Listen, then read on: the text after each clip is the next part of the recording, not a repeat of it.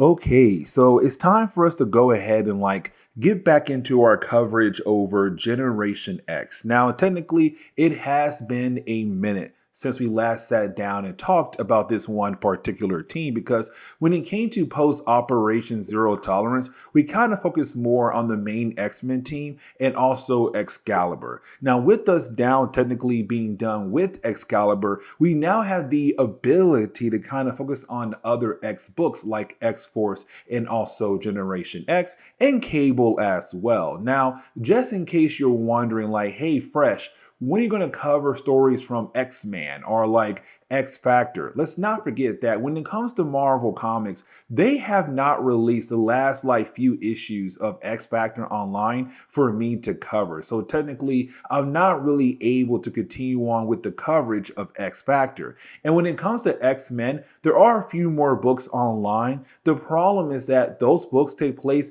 way down the road when it comes to our coverage over the X-Men. But luckily for us, when it comes to Generation X, we're still able to cover this team post Operation Zero Tolerance as we're now working our way up to the hunt for Xavier. But with this being post Operation Zero Tolerance, as we get into the opening pages for Generation X issue number 32, we are constantly being reminded that when it came to Monet, we had learned a few things about her character in the last few story arcs because in the entire series so far, she has been this character where we didn't know much about her. She had all these different secrets, but then story arc after story arc, we begin to learn more about her. Like, for example, her being the sister to Implate. Now, we also learn that for Monet, she's not really just one person, and let me explain. Because at the end of Operation Zero Tolerance, when it came to Monet, she changed into two young girls.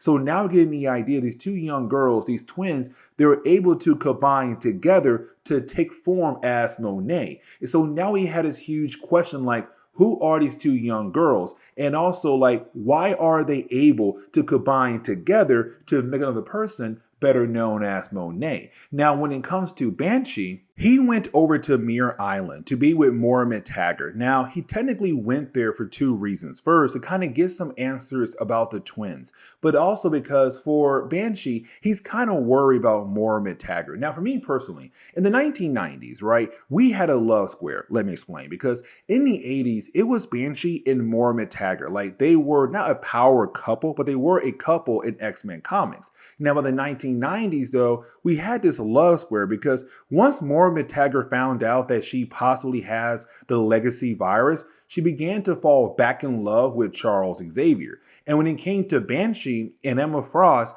when they had decided to work together to open up another school for Charles Xavier, well, it did seem like for a brief moment, those two characters were possibly going to get together as well. But of course, that didn't really happen here, it seems like. But anyways, by this point in the 1990s, Banshee and also Moira Taggart, they're back together. But it's also Banshee expressing that he's really worried about Moira Taggart. Because the reason why, because she's always working in finding the cure for the legacy virus. Now remember, guys, the legacy virus came from the future by Strife. And technically, at first, it was only targeting mutants. And that was it. But then it evolved and now it's going after humans as well. Now, technically, we only have one human case, and that would be Moira Taggart. But it's Banshee saying, listen, you're always in the lab. Why don't you try to get out some and enjoy the fresh air? So now it's him trying to help her get out some more and get away from the lab. Now we do shift over to Emma Frost, right? And when it comes to Emma Frost, okay, so there's some bad blood between her and also Banshee at the moment. And the reason why, because in an earlier story arc, when it came to Emma Frost, she was confronted by Implate. And Implate, all he wanted was penance. And at first, it did seem like Emma Frost was going to hand over penance so that Implate could tell her where she could find the rest of her students. Now, Banshee stopped her, but the problem is, it did seem like at first she was going to go through it. Now, Emma Frost, she did claim that she wasn't technically going to go through it, but at first, it did seem like she was. But then we see that Emma Frost is watching over the twins. Now, while she is doing that, you then have Paige Guthrie appear. Now, for Paige Guthrie, she wants to ask Emma Frost if her and the rest of her class are able to go to a nearby circus, and Emma Frost agrees. Now, this brings in a certain group of characters which I never thought I would sit down and actually talk about, and that would be the circus of crime. Now, they date back all the way to the 1940s of Marvel Comics. They first appeared back in Captain America issue number 5. Now, for the Circus of Crime, because they date all the way back to World War II, over the years, we have seen different variations of the team. Now, the modern age team is being led by a character known as Ringmaster. Now, here's a quick rundown of the Circus of Crime. What they usually do is they go to a town. You have Ringmaster use his ability to hypnotize the crowd of people. The rest of his crew go out of their way to steal all the people who have hypnotized their valuable items. Then they leave the town and go over to a different town and pull the same scheme all over again, over and over again as they go to different towns across the country. But lately, they have been trying their best to be, well, better people, no longer criminals. The problem is that they're running out of money. And the thing is, with no money, that means their circus is going to close down soon. And so for Ringmaster, the crew tells him, dude, we gotta go back to our old ways and be, bad people again. And the reason why, because we need the money to keep the doors open. And of course, he agrees. Now, when we do switch back over to the school, we do see Paige Guthrie going out of her way to convince the rest of her class to go to the circus. Now, of course, they don't want to go, but they realize that Homegirl's not going to give up until they agree to go with her. Now, we also kind of realize there's something going on with Sync. Like, he's very sad, depressed, hiding something, but we'll learn why here in a moment. But as the kids are leaving, we do see Emma Frost watching her kids leave, and she's very worried about them. And the reason why, because let's not forget, this is Emma Frost's second group of students. Her first group, they died a while back in our coverage in the early 1990s of X-Men comics, the Hellions. So she's kind of worried about the idea of the possibility of these young kids also dying as well. But once you do have the kids arrive at the circus, you did have the kids begin to walk around the entire place, trying to figure out all the different things they are able to do at the circus. Now, while they're doing that, this kind of leads us into figuring out what's going on when it comes to Sync. Because back in Operation Zero Tolerance, you had our young heroes be completely surrounded by Prime Sentinels. Now, with that happening, it did seem like at first our young heroes were going to die by the hands of the Prime Sentinels. But in that storyline, you had Sync tell Monet that he had wished that he had kissed a girl because he believed that he was going to die. And so you had Monet give Sync a kiss. Now, let's not forget, when it comes to Sync, he's able to copy other people's abilities by syncing with them. Now, at this point in time in Marvel Comics, it was only mutants, other mutants. But either way, when it came to Sync, he feels like he is responsible for what had happened to Monet, the idea of her turning into a young girl, because he feels like his powers somehow played a role in what happened to Monet. But while you have Jubilee and Sync having their conversation, inside you have Skin, Husk, and also Chamber go inside for the main event. Now, of course, that is when you have Ringmaster begin the process of trying to use his abilities to hypnotize the entire crowd of people to begin the process of trying to steal their valuable items. But you did have Husk go out of her way to pull down the scarf of Chamber to use his abilities as a way to throw Ringmaster off. And with him being thrown off, that means he's no longer able to focus on the idea of hypnotizing the entire crowd of people. But you didn't have the crowd of people begin to freak out because they saw Chamber use his abilities. And they're like, oh my God, there's mutants. And they begin to run away. Now, back outside, we also see Jubilee kind of telling Sync another secret that she kind of feels bad because she feels like with everything that happened in Operation Zero Tolerance is her fault. Because remember, in the earlier parts, really the preludes that led into that event, Bastion grabbed Jubilee and kind of used Jubilee to learn some of the secrets about the X-Men and other X families like X-Force and also Generation X as well, but mainly the X-Men. And so for her, she kind of feels like that technically she is responsible for everything that happened to the X family in that event. Now, while the two are talking to one another, they see the crowd of people running outside because, well, now you have our other heroes fighting against the bad guys. And really, the battle is very short lived because once you do have our young heroes being able to defeat Ringmaster and the Circus of Crime, you then have Jubilee being able to make a deal with them. And here's the deal: Ringmaster has to use his ability to hypnotize the crowd of people to make them forget that our young heroes were even there at all. But then after that, every single dollar they make has to go to a nearby charity. It's Jubilee saying, like, listen, I'm going to give you guys a second chance to turn your lives around. Don't screw it up. And for Ringmaster, it does seem like for right now, he is really going to try to lead his crew into a better direction and to becoming better people. And then you have this one particular chapter close with us seeing that Banshee was able to get Moorman Taggart outside the lab to spend some time with him, but to also enjoy the fresh air by having a picnic. But now we have to jump into Generation issue number 33. Now, when it comes to this particular issue, in the opening pages of this one, we do pick up with, well, Generation X right now going out for dinner with Emma Frost because Emma Frost can't cook. And we saw that in an earlier story arc where the kids are kind of like, listen, we'll eat food, but not food that has been made by you. So, of course, you have our young heroes deciding to go out for the evening to get some food. The problem is that right after they leave, there's two people who are now beginning the process of sneaking into the home of Generation X.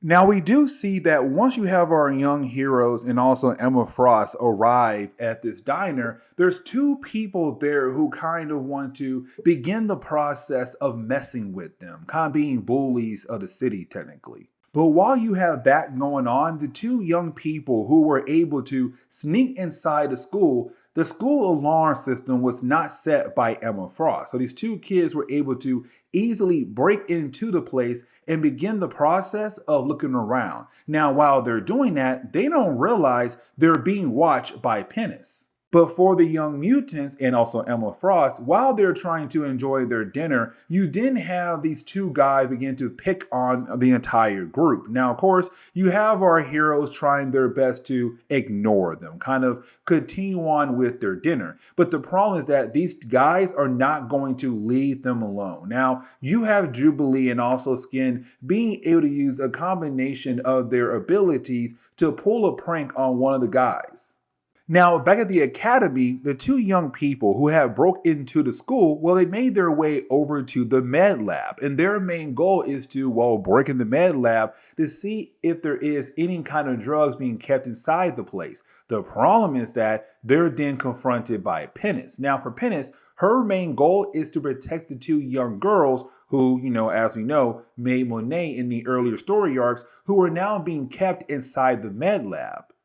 Now, when we do switch back over to our young heroes at the diner, we do learn the name of the two boys who are constantly bothering them. That would be Weasel and also Dorian, two boys who are always up to no good in their city. Now, while they're continuing to bother our young heroes, they're then confronted by Chief Althea. Now, Chief Althea knows the boys very well, and he is able to easily remove the two boys from the diner. Now, I want to say right here and now that these two young boys, not the young boys, the chief will become very important in later story arcs down the road involving our young heroes. But after being able to remove the boys from the diner, he goes on with his day.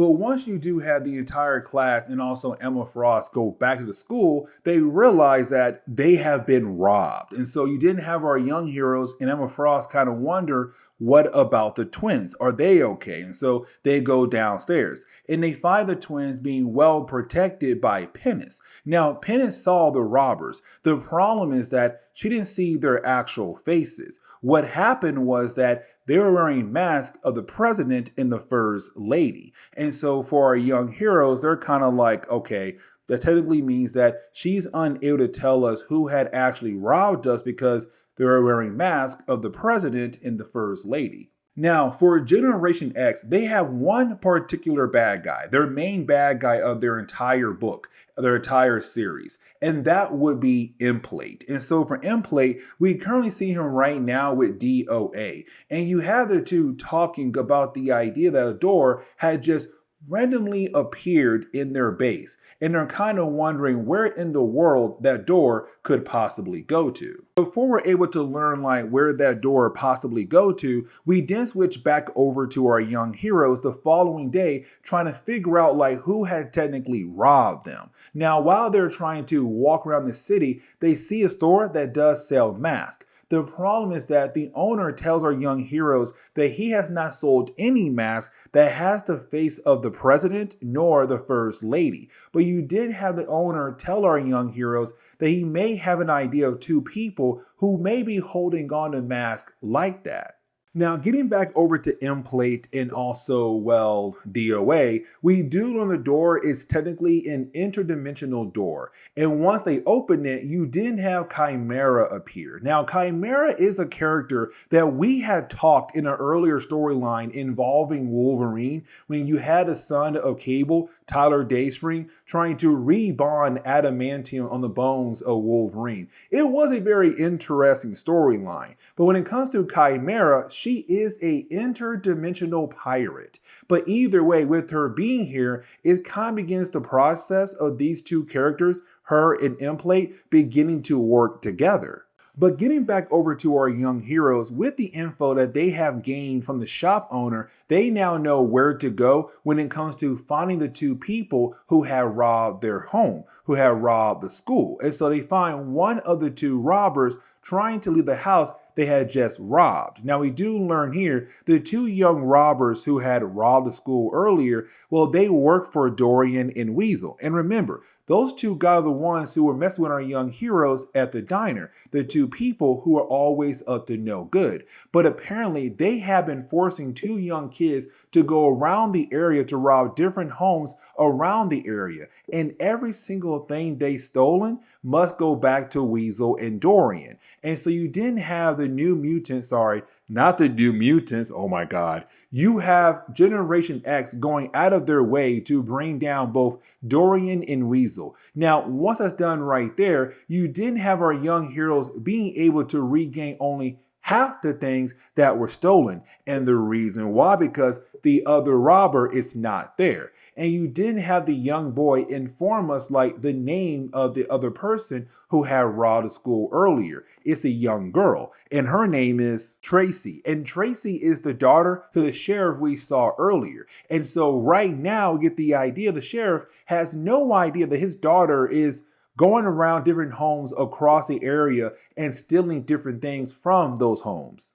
Now, as we get into the opening pages for the next chapter, we do pick up with Banshee coming back home to the school. Now, when he does walk in, you have Emma Frost just straight up punch him right in the face. And the reason why, because, well, back in issue number 31, when it came to Emma Frost almost giving Penance over to Implate, you had Banshee attack her. And so this is Emma Frost just getting her lick back. Now, you do have the students come down and say hello to Banshee, and you didn't have Banshee inform everyone that he has some information about the twins that he had received from Monet Taggart. Now, unfortunately, we don't get a chance to learn a lot about what Monet Taggart had told Banshee. The only thing we do learn here is that when it came to Monet Taggart, she feels like The idea of Monet was not really a person who was split in two, that technically it was two people who came together as one. But she also kind of feels like the twins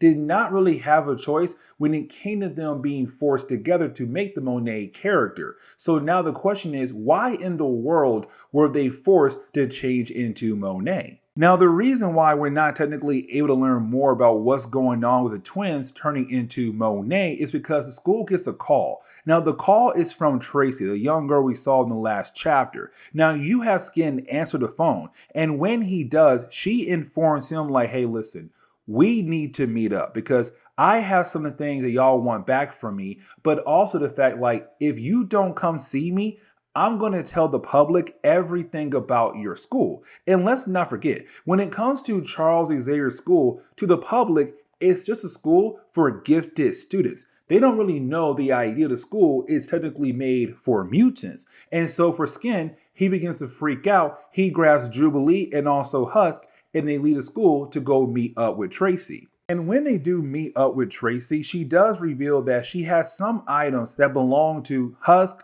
Skin, and also Jubilee. But she wants to know the backstory to all these different items before she is able to hand them over to the students. Now, for a brief moment, we have to shift over to Implate and Chimera. Now, when it comes to these two characters, is Implate realizing that Chimera has the ability to rip a hole through space and time, and that portal can lead her into anywhere she wants it to go to. And so for Implate, this is technically perfect. And the reason why, because he wants to abduct one certain mutant.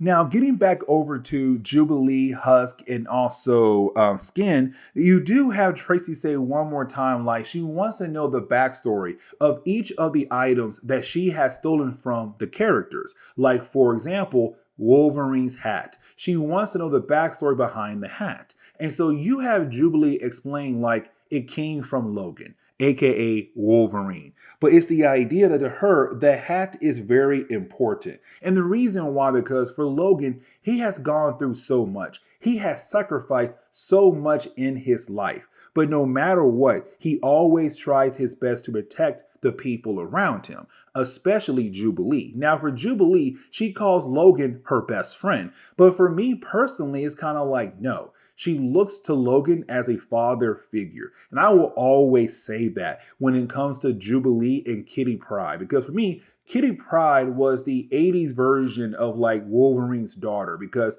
you know, for Wolverine, he always had a sidekick. In the 80s, it was Kitty Pryde. In the 90s, it was Jubilee. In the 2000s, for me personally, X-23. But each of those characters look up to Logan as a father figure. And so for me, it's Jubilee showing how much she loves Wolverine as a father in her life. Now, the next item belongs to Skin. Now, this is a callback to the idea that for Skin, he was part of the whole like gang life. And so the gun reminds him of a time where he was technically part of a drive-by. And so he kind of keeps that gun to remind him where he came from and the life he left behind. Because remember, for Skin, he had faked his death to kind of get away from that area.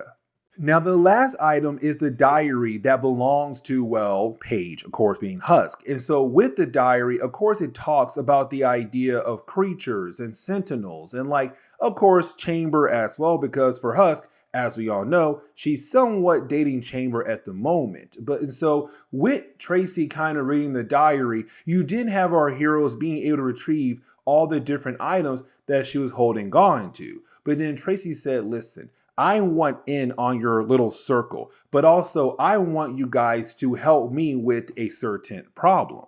Now, this kind of leads us into the ending of today's video, because when we do jump back over to school, we see that when it comes to Chimera, she did open up one of her portals. And of course, you have Implate being able to now walk into the school. Now, for Penance, she wants to protect the twins. Once the twins do wake up, they go ahead and recombine together once again to make Monet. They don't stop there, because you didn't have Monet use whatever power she has to touch Implate. And when that happens, it does seem like Implate and also Monet had combined together into one to create this new character. The problem is that we have no idea who's in charge of this brand new body. Is it Monet, or possibly is it, well, Implate? But this is where we are going to end today's comic book video. So please leave me a like down below and subscribe. But guys, see y'all next time. Later.